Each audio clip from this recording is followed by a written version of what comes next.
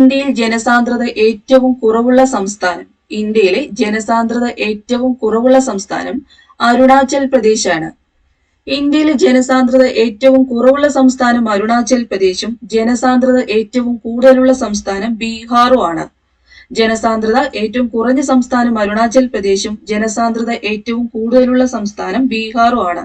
ജനസംഖ്യയാണെങ്കിലോ ഇന്ത്യയിലെ ജനസംഖ്യ ഏറ്റവും കൂടുതലുള്ള സംസ്ഥാനം ഉത്തർപ്രദേശും ഇന്ത്യയിലെ ജനസംഖ്യ ഏറ്റവും കുറവുള്ള സംസ്ഥാനം സിക്കിമുമാണ്.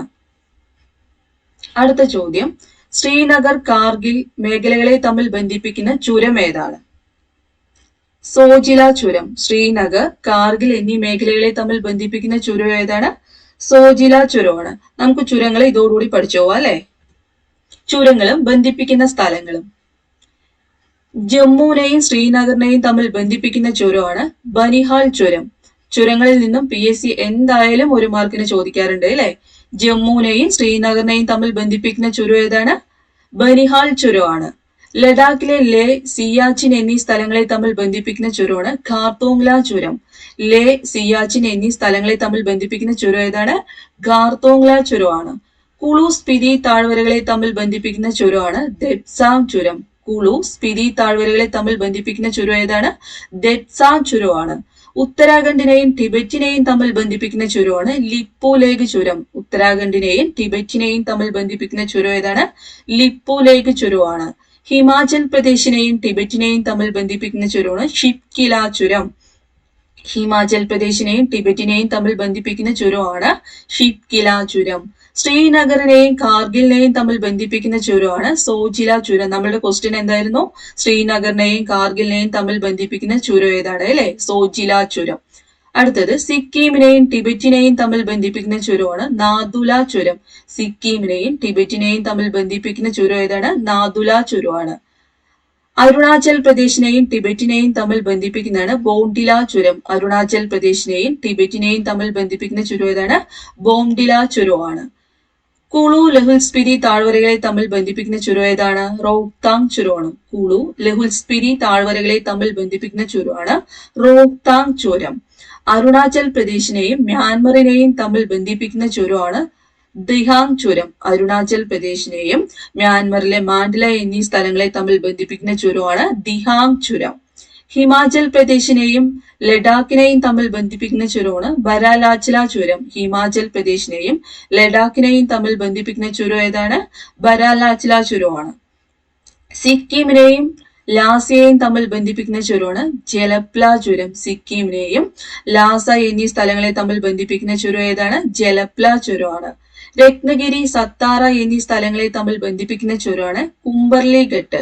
രത്നഗിരി, സത്താറ എന്നീ സ്ഥലങ്ങളെ തമ്മിൽ ബന്ധിപ്പിക്കുന്ന ചുരമാണ് കുംബർലി ഘട്ട്. നാസിക്, മുംബൈ എന്നീ സ്ഥലങ്ങളെ ബന്ധിപ്പിക്കുന്ന ചുരം ഏതാണ്? താൽഘട്ട് ആണ് അല്ലെ. നാസിക്, മുംബൈ എന്നീ സ്ഥലങ്ങളെ ബന്ധിപ്പിക്കുന്ന ചുരം ഏതാണ്? താൽഘട്ട് ആണ്.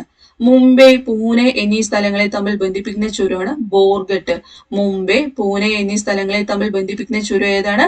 ബോർഘട്ട് ചുരമാണ്. അടുത്ത ക്വസ്റ്റ്യൻ,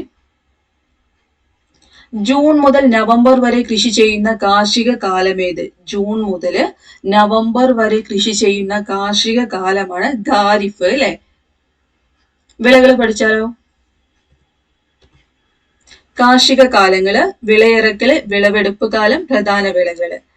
ഖാരിഫ് അല്ലെ. ഖാരിഫ് വിളയിറക്കുന്നത് എപ്പോഴാണ്? ജൂൺ മാസത്തിലാണ്, അതായത് മൺസൂണിന്റെ ആരംഭത്തില്. ഖാരിഫ് വിളവെടുക്കുന്നത് എപ്പോഴാണ്? നവംബറിലാണ്. നവംബർ ആദ്യവാരം, മൺസൂണിന്റെ അവസാനമാണ്. അപ്പോൾ ഖാരിഫ് വിളയിറക്കുന്നത് ജൂൺ മാസത്തിലും ഖാരിഫ് വിളവെടുക്കുന്നത് നവംബറിലുമാണ്. ഏതൊക്കെയാണ് ഖാരിഫ് വിളകള്? നെല്ല്, ചോളം, പരുത്തി, തിനവിളകള്, ചണം, കരിമ്പ്, നിലക്കടല. ഏതൊക്കെയാണ് ഖാരിഫ് വിളകള്? നെല്ല്, ചോളം, പരുത്തി, തിനവിളകള്, ചണം, കരിമ്പ്, നിലക്കടല. ഇവയെല്ലാം ഖാരിഫ് വിളകളാണ്. അടുത്തത് ഏതാണ്? കാർഷിക കാലം റാബി അല്ലെ. റാബി വിളവിറക്കുന്നത് എപ്പോഴാണ്? നവംബർ മധ്യം, അതായത് ശൈത്യകാല ആരംഭമാണ്. റാബി വിളയിറക്കുന്നത് എപ്പോഴാണ്? നവംബറിലാണ്. റാബി വിളവെടുക്കുന്നതാണെങ്കിലോ മാർച്ചിലാണ്, അതായത് വേനലിന്റെ ആരംഭത്തില്. റാബി വിളയിറക്കുന്നത് നവംബർ മധ്യത്തിലും വിളവെടുക്കുന്നത് മാർച്ചിലുമാണ്. ഏതൊക്കെയാണ് റാബി വിളകള്? ഗോതമ്പ്, പുകയില, കടുക്, പയറുവർഗ്ഗങ്ങള്. ഏതൊക്കെയാണ് റാബി വിളകള്? ഗോതമ്പ്, പുകയില, കടുക്, പയറുവർഗ്ഗങ്ങളാണ് റാബി വിളകൾ. അടുത്തത് സെയ്ദ് അല്ലെ. സെയ്ദ് വിളയിറക്കുന്ന കാലം ഏതാണ്? മാർച്ച് മാസത്തിലാണ്. വേനലിന്റെ ആരംഭമാണ് അല്ലെ മാർച്ച് മാസം. സെയ്ദ് വിളയിറക്കുന്ന മാസമാണ് മാർച്ച് മാസം. വിളവെടുക്കുന്നതാണെങ്കിലോ ജൂൺ മാസത്തിലാണ് സെയ്ദ് വിളവെടുക്കുന്നത്. ജൂൺ എന്ന് പറയുമ്പോൾ മൺസൂണിന്റെ ആരംഭമാണ്. അപ്പോൾ സെയ്ദ് വിളയിറക്കുന്നത് മാർച്ച് മാസത്തിലും വിളവെടുക്കുന്നത് ജൂൺ മാസത്തിലുമാണ്. ഏതൊക്കെയാണ് സെയ്ദ് വിളകള്? പഴവർഗ്ഗങ്ങളും പച്ചക്കറികളുമാണ് അല്ലെ. സെയ്ദ് വിളകൾക്ക് ഉദാഹരണം ഏതാണ്? പഴവർഗ്ഗങ്ങളും പച്ചക്കറികളും. അടുത്ത ക്വസ്റ്റ്യന്, ബ്രഹ്മപുത്ര നദിയിൽ സാധ്യ മുതൽ ധൂബ്രി വരെ നീണ്ടുകിടക്കുന്ന ജലപാത ഏതാണ്? നാഷണൽ വാട്ടർവേ 2 ആണ് അല്ലെ. ബ്രഹ്മപുത്ര നദിയിൽ സാധ്യ മുതൽ ധൂബ്രി വരെ നീണ്ടുകിടക്കുന്ന ജലപാത ഏതാണ്? നാഷണൽ വാട്ടർവേ 2 ആണ്.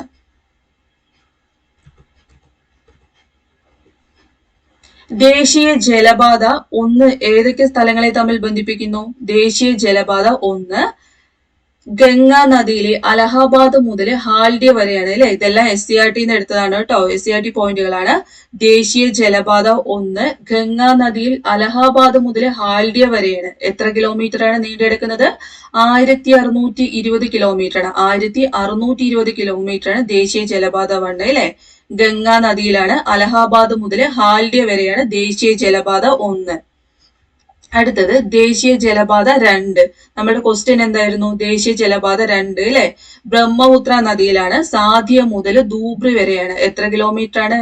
891 കിലോമീറ്റർ ആണ് ദേശീയ ജലപാത 2 അല്ലെ. ദേശീയ ജലപാത 2 സ്ഥിതി ചെയ്യുന്നത് ബ്രഹ്മപുത്ര നദിയിലാണ്. സാധ്യ മുതൽ ധൂബ്രി വരെയാണ്. ദേശീയ ജലപാത 3 കേരളത്തിൽ കൊല്ലം മുതൽ കോട്ടപ്പുറം വരെയുള്ള പശ്ചിമ തീര കനാലാണ് ദേശീയ ജലപാത 3. ദേശീയ ജലപാത 3 ഏതാണ്? കേരളത്തിൽ കൊല്ലം മുതൽ കോട്ടപ്പുറം വരെയുള്ള പശ്ചിമ തീര കനാലാണ് ദേശീയ ജലപാത 3. 205 കിലോമീറ്റർ ആണ് കേട്ടോ. അടുത്തത് ദേശീയ ജലപാത 4. ദേശീയ ജലപാത 4 ഗോദാവരി, കൃഷ്ണ എന്നീ നദികളുമായി ചേർന്ന് കിടക്കുന്ന കാക്കിനട മുതൽ പുതുച്ചേരി വരെയുള്ള കനാലാണ്. ദേശീയ ജലപാത 4 ബന്ധിപ്പിക്കുന്നത് ഏതൊക്കെയാണ്? ഗോദാവരി, കൃഷ്ണ നദികളുമായി ചേർന്ന് കാക്കിനട മുതൽ പുതുച്ചേരി വരെയുള്ള കനാലാണ് ദേശീയ ജലപാത 4. എത്ര കിലോമീറ്റർ ആണ്? 1095 കിലോമീറ്റർ ആണ്. ദേശീയ ജലപാത 5 പൂർവ്വതീര കനാലുമായി ബന്ധിപ്പിച്ചുള്ള ബ്രാഹ്മിണി മഹാനദി ഡെൽറ്റ നദീ വ്യവസ്ഥയാണ് ദേശീയ ജലപാത 5 അല്ലെ. ഒന്നുകൂടി പറയാം. ദേശീയ ജലപാത 1 ഗംഗാ നദിയിലാണ്. അലഹാബാദ് മുതൽ ഹാൽഡിയ വരെയാണ്. ദേശീയ ജലപാത 2 ബ്രഹ്മപുത്ര നദിയിലാണ്. സാധ്യ മുതൽ ധൂബ്രി വരെയാണ്. ദേശീയ ജലപാത 3 കേരളത്തിൽ കൊല്ലം മുതൽ കോട്ടപ്പുറം വരെയുള്ള പശ്ചിമ തീര കനാലാണ് ദേശീയ ജലപാത 3. ദേശീയ ജലപാത 4 ഗോദാവരി, കൃഷ്ണ നദികളിലായിട്ടാണ്. കാക്കിനട മുതൽ പുതുച്ചേരി വരെയുള്ള കനാലാണ് ദേശീയ ജലപാത 4. ദേശീയ ജലപാത 5 ബ്രാഹ്മിണി നദിയിലാണ് സ്ഥിതി ചെയ്യുന്നത് അല്ലെ. അടുത്ത ക്വസ്റ്റ്യൻ,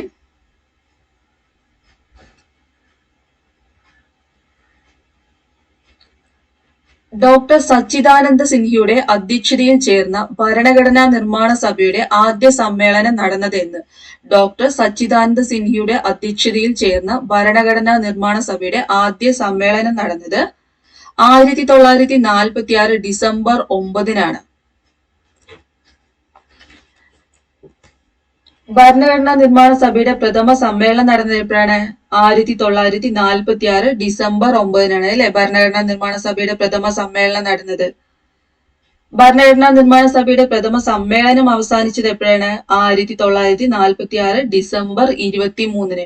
പ്രഥമ സമ്മേളനമാണ് കേട്ടോ പറയുന്നത്. 1946 ഡിസംബർ 9-ന് ഭരണഘടനാ നിർമ്മാണ സഭയുടെ പ്രഥമ സമ്മേളനം നടന്നു.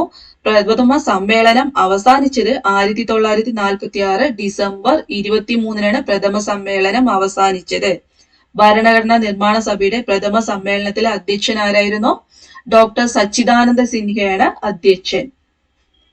താൽക്കാലിക അധ്യക്ഷനായിരുന്നു അല്ലെ. ഡോക്ടർ സച്ചിദാനന്ദ സിൻഹ താൽക്കാലിക അധ്യക്ഷനായിരുന്നു. ഭരണഘടനാ നിർമ്മാണ സഭയുടെ സ്ഥിരം അധ്യക്ഷനായിട്ട് ഡോക്ടർ രാജേന്ദ്ര പ്രസാദിനെ തെരഞ്ഞെടുത്തത് 1946 ഡിസംബർ 11-നാണ്. ഭരണഘടനാ നിർമ്മാണ സഭയുടെ സ്ഥിരം അധ്യക്ഷനായിട്ട് ഡോക്ടർ രാജേന്ദ്ര പ്രസാദിനെ തിരഞ്ഞെടുത്തത് എപ്പോഴാണ്? 1946 ഡിസംബർ 11-ന്.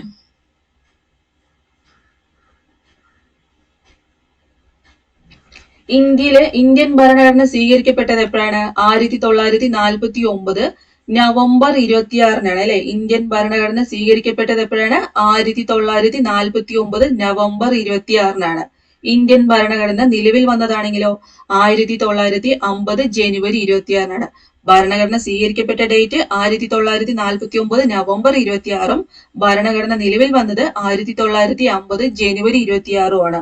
ദേശീയ നിയമദിനം, ദേശീയ ഭരണഘടനാ ദിനം ഇതൊക്കെ എപ്പോഴാണ്? നവംബർ 26-നാണ് കേട്ടോ. ദേശീയ നിയമദിനമായിട്ടും ദേശീയ ഭരണഘടനാ ദിനമായിട്ടും ആഘോഷിക്കുന്നത് നവംബർ 26-നാണ്. എല്ലാവർക്കും എന്റെ ക്ലാസ് ഉപകാരപ്രദമായെങ്കിൽ ലൈക്ക് ചെയ്യുക, ഷെയർ ചെയ്യുക, സബ്സ്ക്രൈബ് ചെയ്യുക. താങ്ക്